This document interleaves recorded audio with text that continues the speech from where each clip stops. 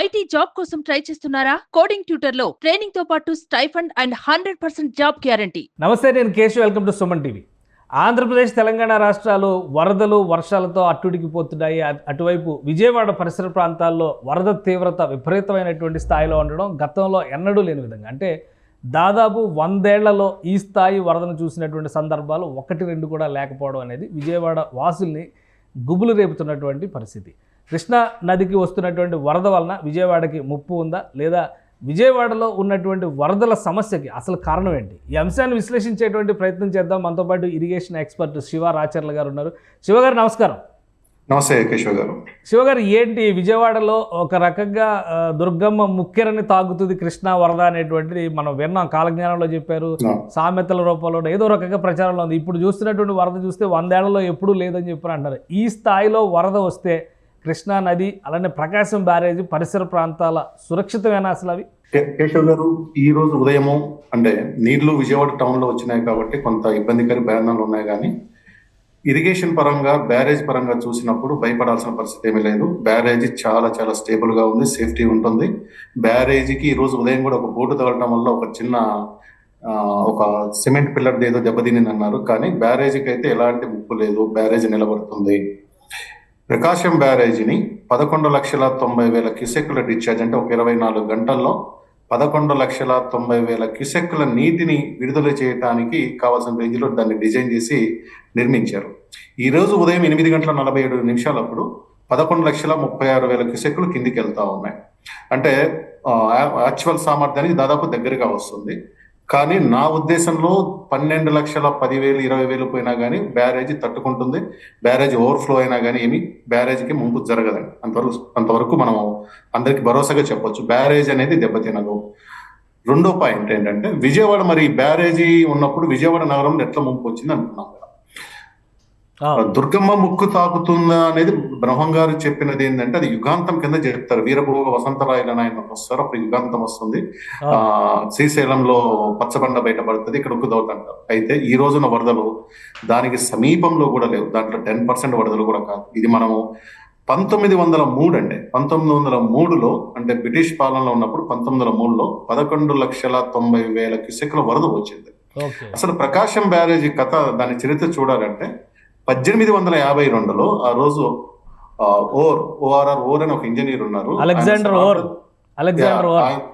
Correct. ఆయన Arthur cotton ఇచ్చిన design ప్రకారం 1852లో ఒక ఆనకట్ట కట్టారు. ఆనకట్టకి బ్యారేజీకి తేడా ఏంటంటే, ఆనకట్టకి గేట్లు ఉండవు, ఓన్లీ దాన్ని నీళ్లు పొంగి పొర్లిపోవటమే, దానికి గేట్లు ఉండవు అనమాట.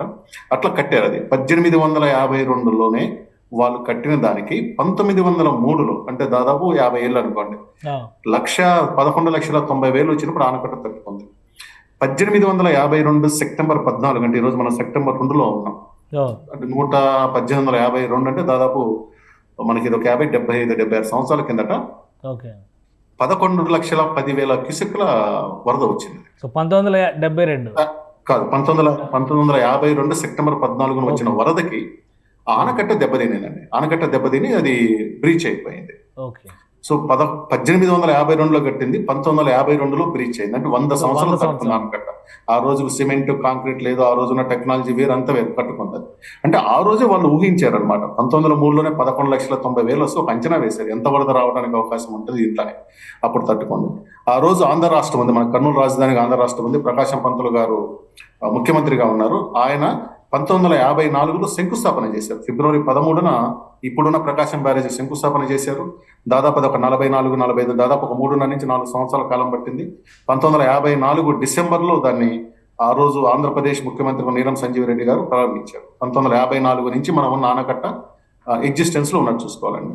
ఈ ఆనకట్ట కట్టిన తర్వాత మనకు 2009లో ఏదైతే కర్నూలు మొత్తాన్ని ముంచిందో, 2009లో కృష్ణానదికి వచ్చిన వరదతో వచ్చిన దాన్నప్పుడే 11,10,000 క్యూసెక్కుల నీరు ప్రవాహం వచ్చింది. ఈ రోజు చరిత్రలో రికార్డు, అంటే 1903 తర్వాత, లేదా ఆనకట్ట కట్టిన తర్వాత మొదటిసారిగా 11,36,000 క్యూసెక్కులు వస్తుంది. ఇది హైయెస్ట్. అయితే దీని డిజైన్ కెపాసిటీ 11,90,000 కాబట్టి ఇది తట్టుకుంటుంది. యాక్చువల్ డిజైన్ కెపాసిటీ కన్నా కొంత ఎక్కువ నీరు వచ్చినా కానీ బ్యారేజ్ ఉంటుంది.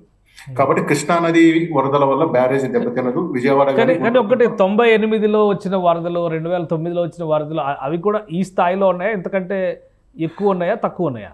తక్కువ ఉన్నాయి. 2009 వచ్చింది 11,10,10,000. ఈ రోజు ఆల్రెడీ 11,37,000 వచ్చింది. దీనికన్నా తక్కువే క్రాస్ అయిపోయింది ఆల్రెడీ. క్రాస్ అయింది. ఓన్లీ 1903తోనే కంపేర్ చేయాలి ఇప్పుడు మనం. ఇప్పుడు అవును 1903లో మనకు యాక్చువల్ ఉన్న 11,90,000 వచ్చింది. ఈ రోజు 11,36,37,000 దగ్గర ఉన్నాం కాబట్టి ఇంకెంత పెరుగుతుందని చూడాలి. అయితే విజయవాడ నగరంలో వచ్చిన నీరు కృష్ణా నది నీరు కాదు, ఆ నీరు బుడమేరు వాగు నీరు. అది బుడమేరు వాగు మనకు ఎన్టీపీసీ పైనుంచి వెళ్ళి అటు మనకు విజయవాడ గన్నవరం మధ్యలో హైవే దాటుకొని కొల్లేరులోకి పోతుంది అనమాట. ఆ వాగు ఏంటంటే చిన్న వాగు, అది పూడికలంతా ఉన్నాయి, ఆక్రమణలో ఉన్నాయి, దానికి ఎప్పుడు పెద్దగా ఏమి రాదు. దానికి సడన్ గా వచ్చిన వరద కిందికి పోకపోవడం వల్ల మనకు వెలగలేరు అనే ఊరు దగ్గర లాకులు ఉన్నాయి. ఆ లాకులు 11 లాకులు ఎత్తటం వల్ల వచ్చిన నీరే మీకు అందుకే మీకు ఆ సింగనగర్ పాల ఫ్యాక్టరీ అటువైపే నీళ్ళు వచ్చినాయి కానీ మనకి ఇటువైపు నీళ్లు రాలేదు. ఆ ప్రాంతాల్లో వచ్చిన నీరు విజయవాడ మునిగిపోవటానికి కారణం కృష్ణా వరద కాదు, బుడమేరు వాగు వరద. బుడమేరు వాగు లాకులు ఎత్తడం వల్ల వచ్చింది కాబట్టి ఆ బుడమేరు వాగుకి సంబంధించిన దాని మీద చాలా కాలంగా చాలా అన్ని పార్టీలు అన్ని ఏ ప్రభుత్వం ఉన్నా కానీ ఆందోళన జరుగుతూ ఉంది. దీని ఆక్రమణను తొలగించాలి, దీన్ని ఆధునీకరించాలి అనేది జరుగుతూ ఉంది. ఈ రోజు కూడా విజయవాడను ఉంచింది బుడమేరు వాగే, కృష్ణా నది వాగు కాదు. ఈ బుడమేరు వాగు కూడా ఏంటంటే దాన్ని గనక లాకులు ఎత్తకపోతే దాని బ్యాక్ వాటర్స్, దాని వెనక వైపున ఉన్న ఎన్టీపీసీ దెబ్బతింటుంది, కొన్ని గ్రామాల్లో దెబ్బతింటున్న కారణంతో దాన్ని నైట్ ఎత్తున్నారండి. ఓకే. సో ఇప్పుడు ఇంకొకటి బుడమేరు వాగుకి సంబంధించి కూడా ఆక్రమణలో ఉన్న ఇప్పుడు కాలనీలన్నీ కూడా బుడమేరు వాగు క్యాచ్మెంట్ ఏరియా లేదా పరివాహక ప్రాంతం పరిసర ప్రాంతాల్లోనే ఉన్నాయి, అవే మునిగినాయి అన్నారు. అది కూడా వాస్తవమేనా? అంటే ఆక్రమణలు బుడమేరు వాగు మీద అక్కడక్కడ ఆక్రమణలు ఉన్నాయి. కొంతమంది పొలం చేస్తున్నారు, కొంతమంది కాలువ కొన్ని చోట్ల సన్నమైపోయింది, ఇట్లా అయిపోయింది. అయితే ఇప్పుడున్న కాలనీలు దాని మీద ఆక్రమణ లేదు. దానికి అది ఏదైతే ఫ్రీగా ప్రవహించాలో కొంత ప్రాంతం మాత్రం ఆక్రమణ అయింది, అది కుదించుకొని పోయింది. దానివల్ల నీళ్లు వచ్చిన వరద వచ్చినట్టు పోయే పరిస్థితి లేదు. ఈ బుడమేరుతో అసలు నదికి సంబంధం లేదు. బుడమేరు సపరేట్. బుడమేరు కృష్ణా నదికి ప్యారలల్ గా పోతుంది, బుడమేరు కొల్లేరుకు పోతుంది. కృష్ణా నది కొల్లేరుకు పోతుంది.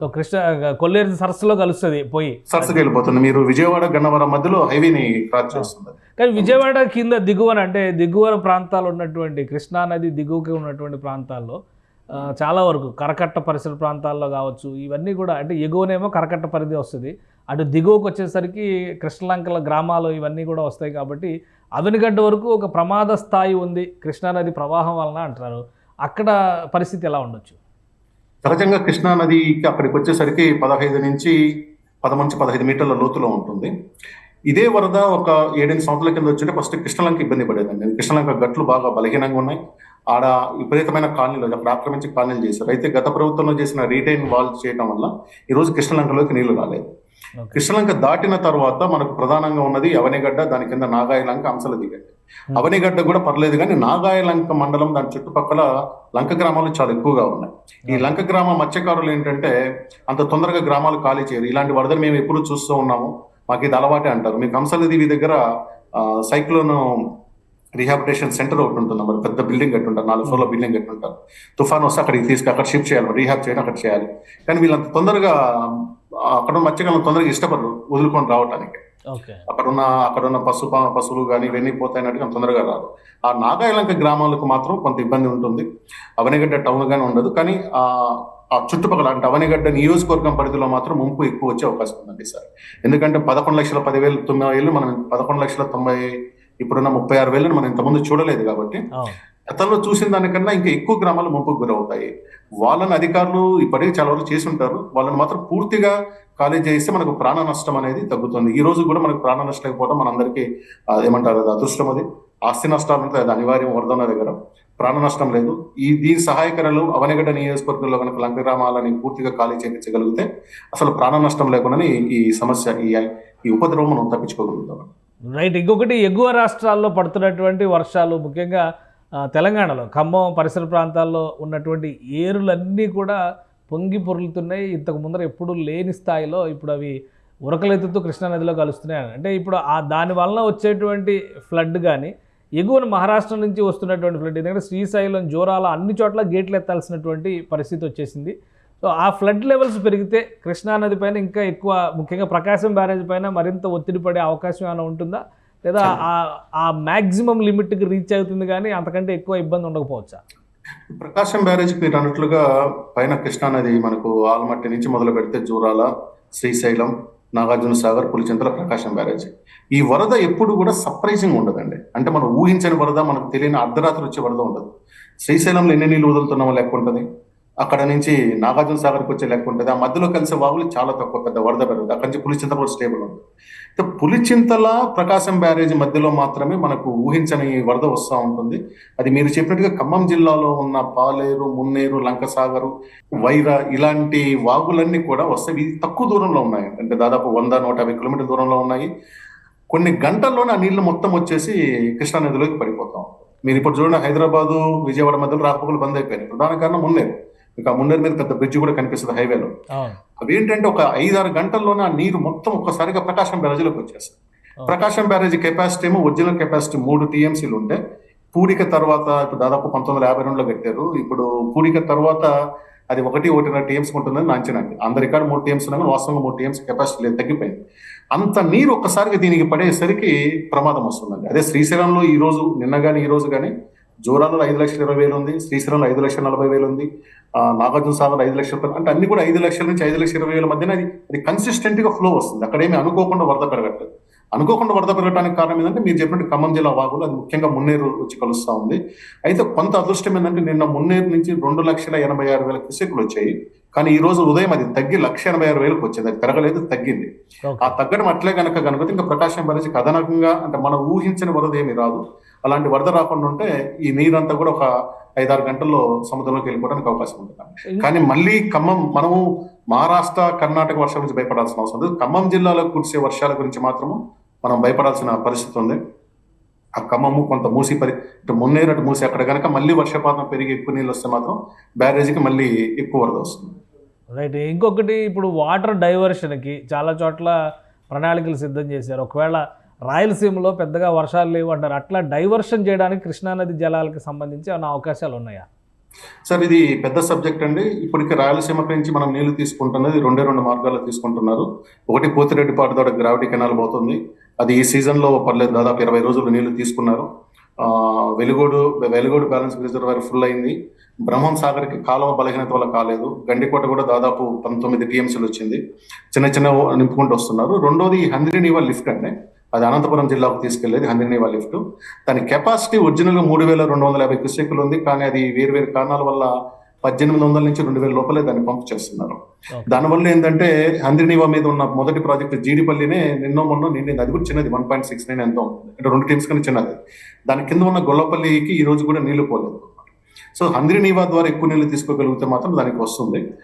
ఇవి కాకుండా కొంత స్టోరేజ్ కెపాసిటీ పెంచుకోవాలండి. అది కొంచెం వైడ్ సబ్జెక్ట్ అవుతుంది, ఎక్కడ పెంచాలి ఏంటంటే వరదల సందర్భంలో దాని గురించి మనం అది ఇన్స్టెంట్ గా మనం డిస్కస్ చేయలేకపోయినా కానీ గవర్నమెంట్స్ ఫ్యూచరిస్టిక్ గా దీర్ఘకాలిక ప్రణాళికల కింద అలాంటివి డెవలప్ చేసుకుంటే ఒకటి ఉందండి. ఇప్పుడు మీరు శ్రీశైలం నుంచి వరదను ఆపాలనుకోండి, కింద ప్రకాశం బ్యారేజ్ ఉంది. శ్రీశైలంలో ఈ రోజు 5,10,000 వస్తుంది, ప్రకాశం బ్యారేజీకి ముంపు వస్తుంది అన్నారు.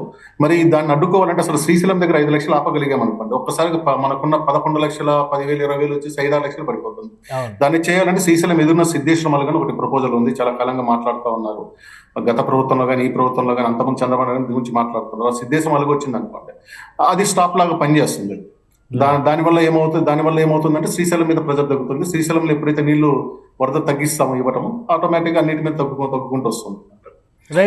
ఇది ఒక ప్రశ్న చెప్పాలండి. మనం ఇంకోటి కూడా ఇప్పుడు ప్రార్థించాలి, తుంగభద్రకు మళ్ళీ వరద రాకూడదు. తుంగభద్ర నుంచి మనకి ఈ రోజుకి వరద రావట్లేదు, కానీ అక్కడ పైన వరద వచ్చి వాళ్ళు కూడా మళ్ళీ 1,00,000 క్యూసెక్లు వదిలేరంటే మాత్రం ఈ ప్రమాదం మళ్ళీ ఇంకా కొనసాగుతుంది కొద్ది రోజులు. వరద మొత్తం కూడా కృష్ణా మీద వస్తున్నది, తుంగభద్ర నుంచి. సో విజయవాడ నగర వాసులకైతే ఇప్పటికిప్పుడు వచ్చిన 30 లేదు, లేదా ఒక 24 గంటలైతే హై అలర్ట్ లో ఉండాల్సిన పరిస్థితి ఉంటుందా? కొంత హై అలర్ట్ ఉంది. అంటే కాలనీలో ఉన్న నీళ్లు ఖాళీ కావాలి, కొత్తగా నీళ్ళు ఏం రావు. వాళ్ళు బుడమేరు గురించి భయపడాల్సిందే తప్పితే కృష్ణా గురించి భయం ఏమి లేదు. బుడమేరులో కూడా ఇంకా పైనుంచి నీళ్లు పడవనుకుంటున్నాను. అది పడకుండా ఉన్నంత కాలం పర్లేదండి. అది పడలేదు అనుకోండి, కాలనీలో నీళ్లు మళ్ళీ నదిలో కలిసిపోతాయి. పైనుంచి ఇంకా వస్తుంటే ఇంకా నీళ్లు పెరిగి ఇంకా జల దిగ్బంధంలో మునిగిపోతారు. రైట్. థ్యాంక్ యూ శివ గారు, మీ అప్డేట్స్ ఇచ్చినందుకు. ఇది కృష్ణానదికి వస్తున్నటువంటి ప్రవాహం మొత్తం కూడా కృష్ణానది పరిసర ప్రాంతాల్లో ఉన్నటువంటి జలాలు, ముఖ్యంగా ఎగువ నుంచి వస్తున్న వరదల్లో పెద్ద ముప్పు లేదు. కానీ ఖమ్మం జిల్లాలో కురిసేటువంటి భారీ వర్షాలు, ఖమ్మం జిల్లాలో ఉన్నటువంటి నదులు, ఉపనదులు, పాయల నుంచి వచ్చేటువంటి వరద ముప్పు మాత్రం కొంత బెంబేలెత్తించేటువంటి పరిస్థితి ఉంది. అయితే అదృష్టవశాత్తు గత 12 గంటల్లో ఈ వరద ఉధృతి తగ్గింది కాబట్టి కృష్ణానది బ్యారేజ్ పైన, ప్రకాశం బ్యారేజ్ పైన అతిగా ఒత్తిడి ఉండే అవకాశం లేదు. ఎగువన వర్షాలు పడినా, తుంగభద్ర నుంచి కనుక వరద ఎక్కువ వచ్చినా, అలానే ఖమ్మం జిల్లా పరిసర ప్రాంతాల నుంచి కనుక వరద ఎక్కువ వస్తే అప్పుడు కొంత టెన్షన్ పడాల్సినటువంటి వాతావరణం ఉంటుంది. ఏదైనా కానీ విజయవాడ నగరవాసులకు మాత్రం ఒక 24 గంటల పాటు హై అలర్ట్ ఉండక తప్పని పరిస్థితి. అవతల పక్కన బుడమేరు పొంగి పొర్లుతున్నటువంటి నేపథ్యంలో ఆ పరిసర ప్రాంతాల్లో ఉన్నటువంటి కాలనీలు అన్నీ కూడా జలమయం అయ్యాయి. ముందు ఆ నీటిని తోడాల్సినటువంటి పరిస్థితి ఉంది. డ్రైనేజ్ సిస్టమ్ని స్ట్రీమ్లైన్ చేయాల్సినటువంటి అవసరం ఉంది. అలానే అక్కడ బాధితులుగా ఉన్నటువంటి కాలనీల వాసులందరికీ కూడా, నిరాశ్రయులందరికీ కూడా ఆదుకోవాల్సినటువంటి చర్యల్ని ప్రభుత్వం శరవేగంగా చేపట్టాల్సినటువంటి అవసరం అయితే కనిపిస్తోంది. ఇది special discussion. Keep watching. Suman టీవీలో మీ పర్సనల్ అండ్ బిజినెస్ ప్రమోషన్స్ కోసం కింది నెంబర్కి కాంటాక్ట్ చేయండి.